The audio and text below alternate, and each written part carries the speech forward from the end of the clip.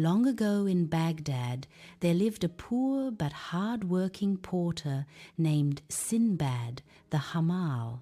One hot day, exhausted and hungry, he rested near a wealthy merchant's house.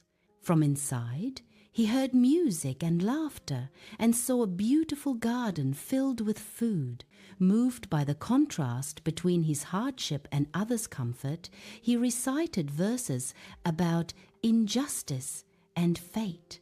A servant invited him inside, where he was warmly welcomed by the master of the house.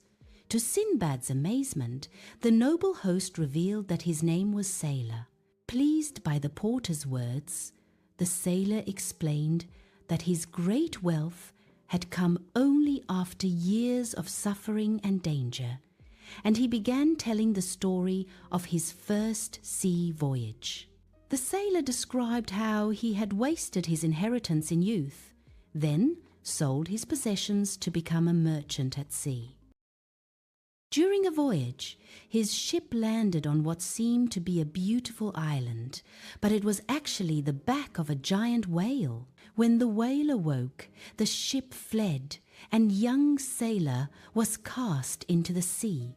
Clinging to a wooden trough, he survived and washed ashore on another island.